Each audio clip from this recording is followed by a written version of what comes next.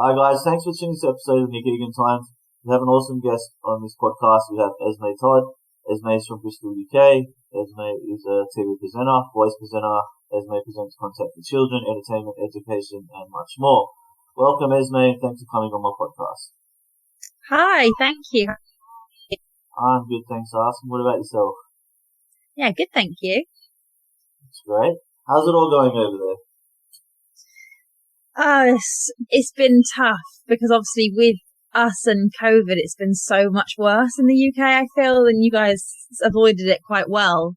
Handled the situation so much better than we have. So it's been lockdown after lockdown, and you come out of the lockdown and we have like a few weeks where we're fine, and then we're straight back into it again. So it's been intense this time. I can only imagine. How have you personally handled the pandemic since it began? Like, how have you adapted and what's been happening since that? I think generally I've been okay. Last year, for about 5 months of last year, I moved in with some friends in Bristol, which is my nearest city. And so I had a bit of normality in that period of time. But I've been lucky that I've been sort of living with my boyfriend's mum, so we've been like not having to worry about rents and stuff at the moment, because it's just a really horrible time trying to book jobs, and with my industry it's not it's been really affected because no one's prioritizing filming things like you. Obviously it's not a high priority job, so yeah, it's been tough trying to keep myself going. I know there's been lots of changes to the industry, I'd say. Yeah, okay, thanks for sharing. Alright, let's just jump straight into it. For listeners, who is Esme Todd? Well, I am in the UK. I'm a presenter of lots of different things, mainly online content and children's content and education. I've presented education stuff for different brands teaching English as a foreign language, and for BBC Bite Size, which is a kids learning platform over here in the UK. And for a toy shop, I do lots of regular stuff for them as well. So yeah, I'm still reasonably new to it in the grand scheme of things. So I'm making my way through. I've worked for big clients, but I've not quite made the grasp on the sort of TV world yet, which is where the aim is. That's where I'm trying to get to, basically. Well, I'm sure it's not far off, and you're doing amazing. So well done. Thank you. Tell me about growing up in your family. So I have a younger brother and 2 older brothers who are like my half brothers. So they were quite a lot older than me when I was born. They were like in their late teens when I was born. I grew up in North Somerset. So I'm guessing most of your listeners are in Australia, but southwest England, that's where there's a city called Bristol, which is it's a smallish city, but it's a well-known city. And I live in the countryside just down from there. So very like cider drinking, farmyards, that kind of vibe, down where I live. So yeah, I feel like my life growing up was pretty uneventful. Nothing too crazy happened to me, I wouldn't say. But like an easygoing life, I would say. Yeah, awesome. Have you done much traveling around the world or domestically? Yes, actually, last year I went with my boyfriend. The idea was we were going to go traveling for like 8 months. We left in January and obviously had no idea that COVID was going to hit like a couple of months later. So we went to India for 2 weeks, and then from there we went to Australia. So I actually traveled Australia for about 4 months last year. So we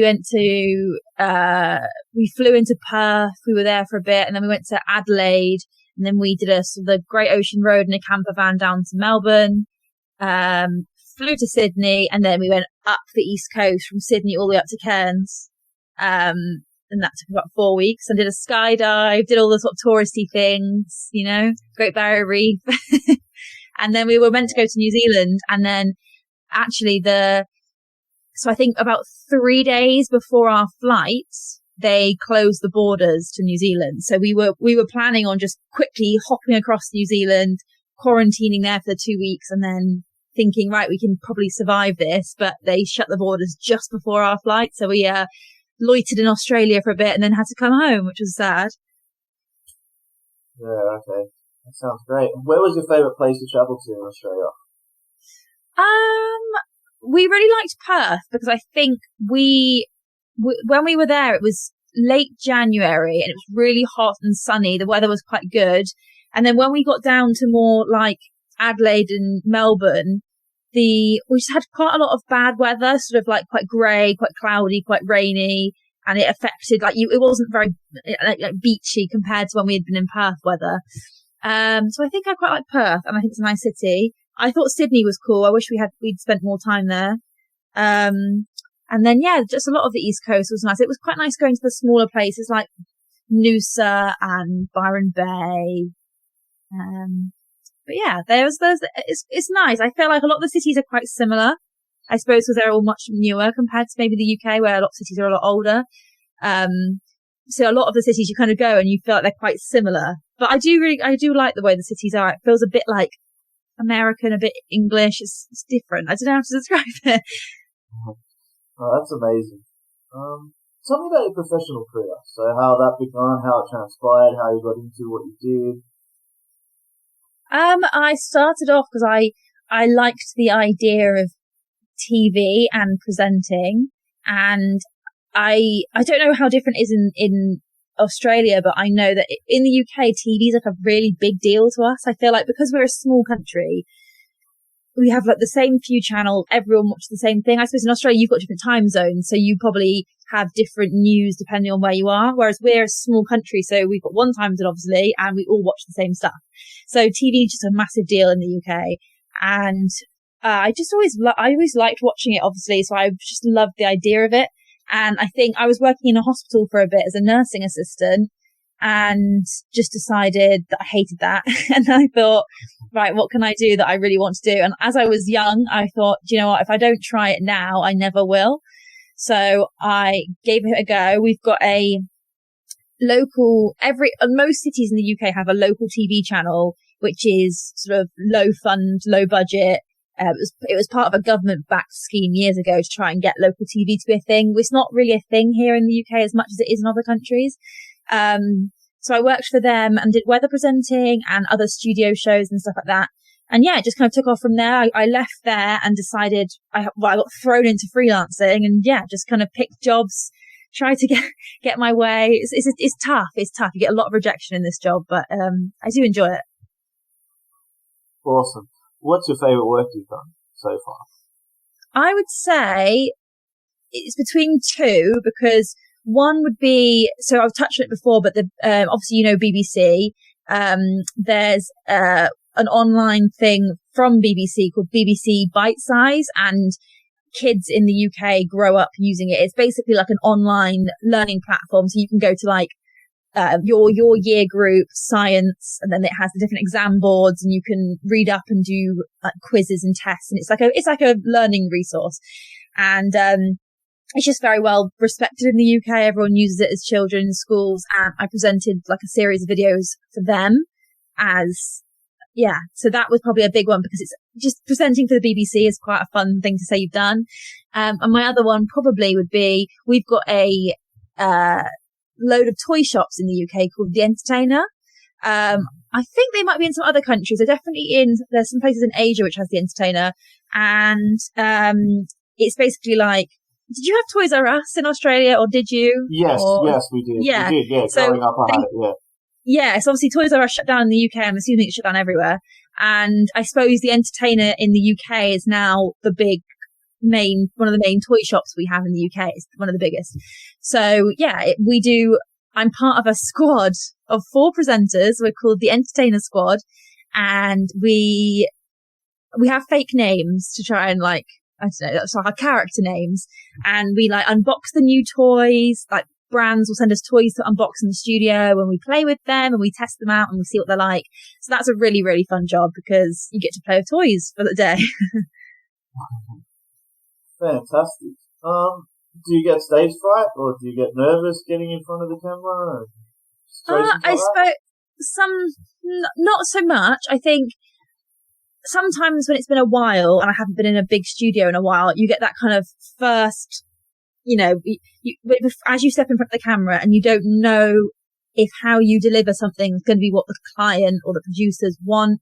So sometimes there can be a bit of a moment where you sit there and you're like, you deliver it once and you're kind of like looking at their faces to make sure they're okay with it, and then they kind of go, oh, can we have a little bit more like this? Or no, that's great. We love that. So sometimes I think the more you do it, the more you talk in front of the camera, the more it becomes like second nature and you don't think about it as much. I mean, definitely if I got called up by one of the big TV companies and was told I was going to present a show, absolutely I'd be nervous. But I think with the nature of the sort of stuff I'm doing at the moment, a lot of it's big brands, but it's like online stuff and it's a bit smaller deal at the moment. So I think, it's not too bad. Amazing. What's the best compliment you've ever received? In my presenting or just generally? Both. Or it can be I would one say or the other. I'll do work-wise, I suppose. Any time that, okay, I've got one. I think one was when I was finding a shoot I did a bit stressful. We were doing some English language videos and I was just finding it a bit overwhelming, just because it was quite a lot to get done in the day. And I was told, and one of the cameraman was trying to be really nice to me and trying to reassure me. And he was like, I work with loads of, the biggest names. He named a lot of British, presenters in the UK and said, I've worked with this person, I've worked with this person. He was like, I'd have no worries suggesting you and putting you forward to work with any of those, alongside any of those people. He was like, I'm really, impressed with you. So I suppose that would be my favorite, because I think my compliments, I take work ones the most seriously. That's the ones I find the most, that's the ones I want to hear the most, because I care about how my job's going a lot. Yeah, definitely. That'll be the most rewarding. Yeah. What's the most important lesson you've learned in life today? Probably to not worry too much about small comments you may hear people make. I think when I was younger, if it ever got back to, some friend had said this about you or someone had said this about you, I think in my head that was like game over, really big deal, really insulting. And I think as I've got older, I've just learned that sometimes people say things and they don't really mean it, or, the amount of times I probably said things about people and I don't really mean it, or I don't mean it as intensely as it comes across. And then you think, if it got back to that person, it might have upset them, but you didn't mean it to. I think that's my one thing, is maybe not trying to not care so much about small things that you hear, or just not bothering about small things. That's a really wordy way of explaining that, but just trying to not worry about things as much. Yeah, definitely. I get it. It's just water off the duck's back. Yeah. What's interests and hobbies aside from obviously presenting and your professional career? What do you like to do in your downtime? To tell you what, one thing I've always loved, which I don't do enough of because it's just genuinely just because it's a bit expensive, is horse riding. I was always horse riding when I was younger. I suppose I think in England, in the countryside, a load of people have like riding lessons growing up just because I say a load of people. It was popular where I live in the area. I'm in quite a horsey area. And, I always loved that. And I had a horse a couple of years ago. There was a horse I had access to, sort of a family friend sort of thing. And I used to ride him all the time and I used to love it. But it's just, now that I don't have access to that horse, it's just an expensive hobby. So you go to book a riding lesson and it costs about £50, so like $100, per lesson. It is pricey. So that would be what I'd be doing more of if it wasn't so ridiculously expensive. To be honest, lockdown obviously has changed everything, because what can we do? I spend a lot of my free time. I've got a Nintendo Switch, and that's what I do because I'm a big child, clearly. Nice. If you were 18 again, and you could change anything, what would you change? I think maybe I'd consider having gone to university, because I didn't. So I think I would have considered going to university, because I think at the time I did consider it for a bit. I wanted to be a midwife for a bit, and I was looking at uni, but I think I had a bit too much of an attachment to home and being in the local area. And I was a bit I kind of grew up a bit later than everyone else. I think like I matured a bit later. So I think I was a bit too nervous to go off to different cities, and even though the UK is so small compared to Australia, it's not a big deal, but it still felt very daunting, and I just put it off and didn't end up going. And now I think I'd try and be more confident if I could tell myself, you should probably go just because you'll enjoy the experience. I don't think I care about the degree side, just the experience of moving away and, that side of it. I think perhaps, but generally I try not to be regretful of things because, I could not be doing what I do now if I'd gone to uni. I might be doing a completely different job. So yeah, I think maybe that would be my only one I can think of. Yeah, awesome. What inspires you daily? I would say my thing, not to sound like I'm too career obsessed, but I probably am. Things that inspire me are seeing people, whether I know them personally or not, in my industry, like achieving things. So when I see other female or male presenters that I know of and I see them announce, they're going to be the next presenter on this show or this radio channel, or they've got this new online thing, that's kind of what inspires me, because I live off other people doing it. And then I'm like, right, this is, I just get excited for them, and then I get excited for me, and I'm like, this could be me next, So maybe that. I think that work stuff really inspires me. Seeing TV shows, they really inspire me as well. Excellent. What are you working on for the future, and what does the future look like for you? Who knows, to be quite honest with you. We're at such a weird point with COVID because, like I said, we're still in lockdown now, and technically it's kind of over a bit. With schools went back a week ago today. So it's our third lockdown, national lockdown. So it's been really, really difficult for us. I think the UK handled it so badly, and it's just really hard to plan because everything's so different. Like, all the shows that used to be on are so different now. They've got no audiences. They've got less guests, or the guests are on Zoom or whatever. And it's really hard to see where my career will go now, because the route I was trying to go down, things like the shows I was aiming for, or the companies I was trying to get towards, have either stopped or they don't exist, or so I'm kind of playing it by ear massively at the moment, trying to work out what's going to happen next and where we're going to be, and just hoping that things start to normalize. Supposedly June the 21st, I don't know if you've heard this date thrown around, but supposedly June the 21st is the day where the UK will be back to normal.